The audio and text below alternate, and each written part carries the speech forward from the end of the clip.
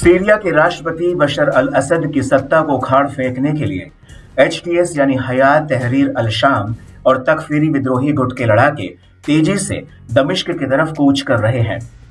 लेकिन अब रूसी सेना और ईरान के लड़ाके असद की ढाल बनकर सामने खड़े हो गए हैं। हालांकि एचटीएस के भीषण हमले राष्ट्रपति असद के इस सुरक्षा घेरे को तोड़कर दमिश्क के बेहद करीब पहुंच चुके हैं। एचटीएस के लड़ाकों ने सीरिया के हामा शहर पर पूरी तरह से कब्जा कर लिया है और विद्रोहियों ने हामा से सीरिया की सेना को बाहर खदेड़ दिया है और अब एचटीएस का अगला टारगेट सीरिया का होम्स शहर है।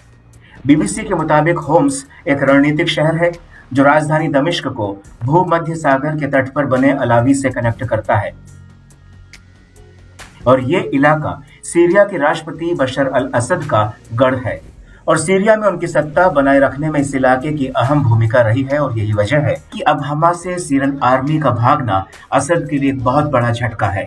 लेकिन रणनीतिक लिहाज से दमिश्क पर फतह का रास्ता हामा से खुल चुका है। अलेप्पो से हामा की दूरी करीब 120 किलोमीटर है, तो वहीं हामा से दमिश्क की दूरी 200 किलोमीटर है और सीरिया के लताकिया से हामा शहर बिल्कुल ही सटा हुआ है, जहां पर रूसी सेना का एक सैन्य अड्डा मौजूद है। एचटीएस के लिए दमिश्क पर हमला करने में हामा सबसे अहम है। वहीं हामा से होम्स शहर की दूरी महज 44 किलोमीटर की है। दरअसल हामा में जब विद्रोही घुसे तो वहां की आम जनता ने उनका स्वागत किया। इसकी सबसे बड़ी वजह है 40 साल पहले यहां पर असद के पिता द्वारा कराया गया नरसंहार है, जिसकी वजह से हामा पिछले 4 दशकों से विद्रोह की आग में धधक रहा है।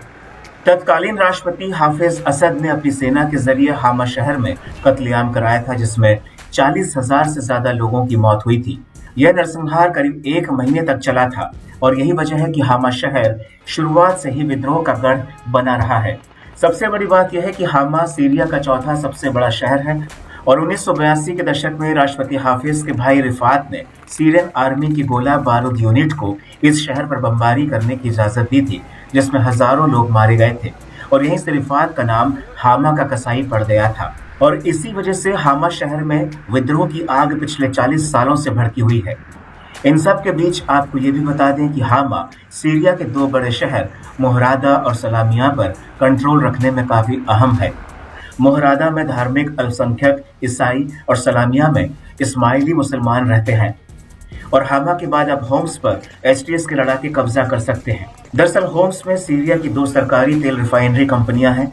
इसके अलावा होम्स शहर से ही दमिश्क का रास्ता भी खुलता है और होम्स शहर ही दमिश्क को समुद्री तट से जोड़ता है, जहां पर राष्ट्रपति असद का मूल गांव है और होम्स पर कब्जा होने के बाद असद की सरकार का बचना लगभग नामुमकिन है।